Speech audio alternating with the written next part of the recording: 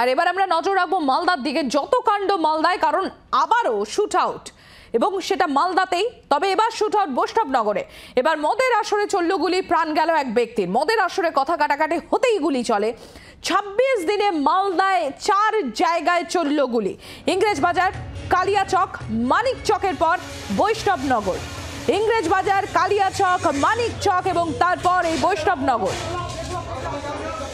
দেখতে পাচ্ছেন আপনারা সেই ছবি আপনাদের সামনে আমরা তুলে ধরছি। মালদাতে গত 26 দিনের মধ্যে 4 জায়গায় চলল গুলি। ইংরেজবাজার, কালিয়াচক, মানিক চক আর তারপর এবার বৈষ্ণবনগর। প্রদীপ কর্মকার নামে একজনকে মালদা মেডিকেল কলেজ হাসপাতালে ভর্তি করা হয়। তার মৃত্যু হয়েছে। হাসপাতালে নিয়ে যাওয়ার পরেই তার মৃত্যু হয়। আহত আরো এক। আর এই ঘটনায় ইতিমধ্যে একজনকে আটক করেছে পুলিশ।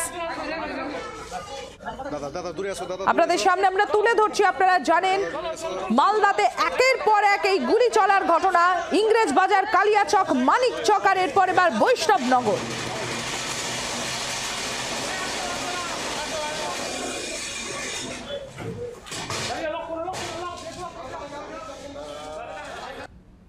যে বাড়িতে মদ বিক্রি করে একসাথে মদ এসছিল কয়েকজন, 6 জন মিলে।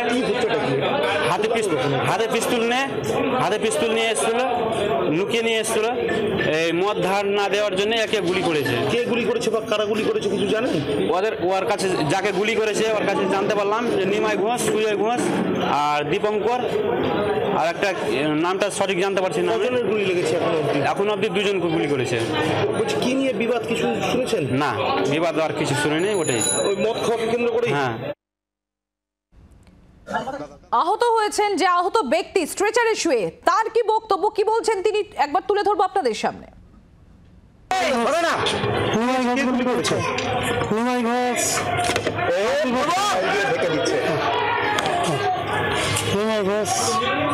কি নিয়ে ঝামেলা আপনার সাথে? আমি দারু বিক্রি করি, দারু খাচ্ছিল, ওইখানে দারু বিক্রি সালাম মাস্তানি করছিস। আগে কোনো ঝামেলা ছিল আপনার সাথে? না, ঝামেলা ছিল না। ঝামেলা ছিল না। কোথায় গুলি লেগেছে আপনার? আর কার গুলি লেগেছে? প্রদীপের লেগেছে? না, আপনার গুলি লেগেছে। রণজয় সিংহ আমাদের প্রতিনিধি সরাসরি রয়েছে আমাদের সঙ্গে। রণজয়, গত 26 দিনে 4 বার গুলি চলার ঘটনা, তাও মালদাতে।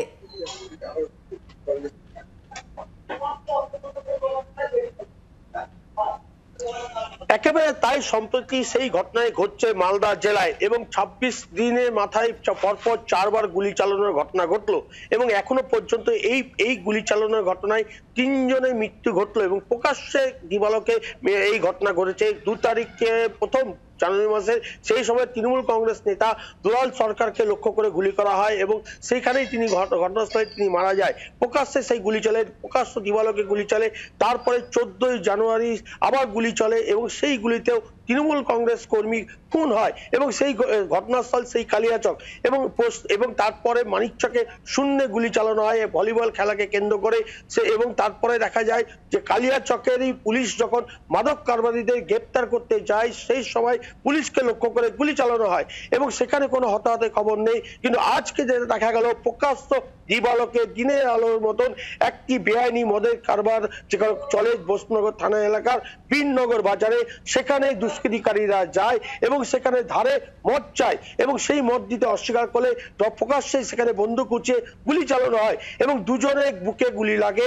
এবং ঘটনাস্থল থেকে যখন আশঙ্কাজনক অবস্থায় প্রদীপ কর্মকারকে মালদা মেডিকেল কলেজ হাসপাতালে নিয়ে আসা হয়, এবং সেখানে চিকিৎসকরা যখন চিকিৎসা করছিলেন এবং তারপরে কিন্তু তার মৃত্যু হয়।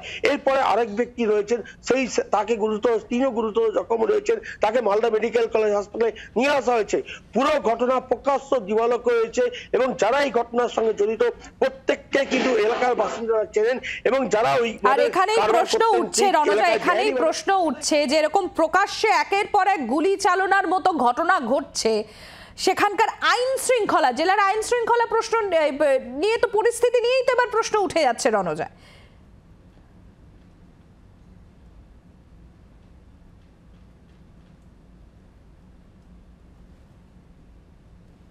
পুলিশ কর্তারা প্রায় নিশ্চুপ হয়ে রয়েছেন, এবং আমরা সূত্র মতন বিভিন্ন জায়গায় থেকে যে তথ্য পাচ্ছি যে মালদা জেলায় যেভাবে আগ্নেয়াস্ত্র ছড়াছড়ি হয়েছে, যেভাবে আগ্নেয়াস্ত্র বিক্রি হচ্ছে, সরবরাহ হচ্ছে, কেনাবেচা চলছে এবং যারা এই আগ্নেয়াস্ত্র কারবার করছেন পুলিশের নাগালের মধ্যে থাকা সত্ত্বেও পুলিশ কর্তারা, পুলিশের যারা আধিকারিক রয়েছেন একাংশ, তারা কিন্তু এই বিষয়ে উদাসীন এবং যে কারণে কিন্তু অলিগলিতে মালদা জেলা অলিগলিতে আগ্নেয়াস্ত্র পাওয়া যাচ্ছে। পুলিশের যে সূত্র বলছে, পুলিশের যে আধিকারিক রয়েছেন, যারা পুলিশ কর্তারা রয়েছেন, তারা জানাচ্ছেন মুঙ্গের থেকে দুষ্কৃতিকারীরা এই আগ্নেয়াস্ত্র সরবরাহ করে নিয়ে আসছে, মালদা জেলায় সে বিক্রি হচ্ছে এবং সেই বিক্রি মালদা জেলা থেকে বিভিন্ন এলাকায় সেই আগ্নেয়াস্ত্র ছড়িয়ে যাচ্ছে। এবং আগ্নেয়াস্ত্র আমরা যদি ঘাঁটি বলি, এই মুহূর্তে মালদা জেলা উল্লেখযোগ্য নাম, পুলিশের রেকর্ডে কিন্তু সেই তথ্য উঠে আসছে। গত 6 মাস ধরে যদি আমরা রেকর্ড ঘাঁটি, পুলিশের যে রেকর্ড, তাতেই কিন্তু দেখেন যে পুলিশ ওই বিপুল পরিমাণে আগ্নেয়াস্ত্র উদ্ধার করেছে, বুলেট উদ্ধার করেছে এবং দেখা গেছে স্কুল ছাত্র যে রয়েছে তার কাছেও কিন্তু আগ্নেয়াস্ত্র পৌঁছে গেছে। সেই ছাত্র যখন 2 বন্ধু মিলে রিল বানাতে যায়, সেই আগ্নেয়াস্ত্র নিয়ে গুলি ছোটে এবং সেখানেও কিন্তু সেই ছাত্রের মৃত্যু হয়। এরপরও পুলিশ কর্তারা এই আগ্নেয়াস্ত্র কোথা থেকে সরবরাহ হচ্ছে, তারাই সরবরাহ করছেন, তারাই আগ্নেয়াস্ত্র নিয়ে আসছে মালদার বাজারে বা মালদার এই অলিগলিতে, সেই তথ্য কিন্তু পুলিশের কাছে নেই। আর যদিও বা থেকে থাকে, পুলিশ কর্তারা কোনো একটা অজানা কারণে সেই অভিযুক্তদের যারা এই আগ্নেয়াস্ত্র কারবার করছেন তাদের গ্রেপ্তার করছেন না বা তাদের কোনো রকম ব্যবস্থা নিচ্ছেন না। এবং যে কারণে কিন্তু আগ্নেয়াস্ত্র ধরা পড়লো, আগ্নেয়াস্ত্র সহ যে দুষ্কৃতিকারীরা ধরা পড়ে, তারপরেও কিন্তু দেখা যায় যে তারা আদালতে যায় এবং তারপরে জামিন হয়ে যায়। আইনের যে শাসন, আইন দিয়ে যে শাসনের মাধ্যমে পুলিশ কর্তাদের যে লেখনী থাকে, এফআইআর এর লেখনী বা সম্ভবত মামলা যে থাকে, সেই মামলাতে সেই ফাঁক ফোকর থেকে যাচ্ছে এবং তারা ছাড়া পেয়ে যাচ্ছে। ফলে তারাই প্রশ্রয় কিন্তু বেড়ে যাচ্ছে, দিনের পর দিন বাড়ছে এবং সেই তথ্য পুলিশের কাছে রয়েছে। তারা সমাজ বিরোধী, এই সমাজে কোন এলাকায় সমাজ বিরোধীরা থাকেন, দুষ্কৃতি কারবারিরা কোন এলাকায় থাকেন, কোন রুট দিয়ে এই আগ্নেয়াস্ত্র মালদা জেলায় ঢুকছে, সমস্তটা কিন্তু পুলিশের খাতায়, পুলিশের কর্তাদের কাছে ওপেন রয়েছে। কিন্তু কোনো একটা অজানা কারণে পুলিশ সেই জায়গায় সক্রিয় নয় এবং যে কারণে এই ফাঁকফোকর দিয়ে এই আগ্নেয়াস্ত্র বাজার বা আগ্নেয়াস্ত্র দুষ্কৃতীদের হাতে পৌঁছে যাচ্ছে। এবং বিহারের মুঙ্গের থেকে এই আগ্নেয়াস্ত্র আসছে বলে আমরা যেটুকু সূত্রবার্তা জানতে পেরেছি। কিন্তু ধন্যবাদ রণজা। আমরা কথা বলছিলাম, আমাদের প্রতিনিধি রণজয় সিংহ ছিলেন আমাদের সঙ্গে। আর আপনাদের এবার শোনাবো মালদা জেলা তৃণমূল কংগ্রেসের তরফ থেকে ঠিক কি বলা হচ্ছে।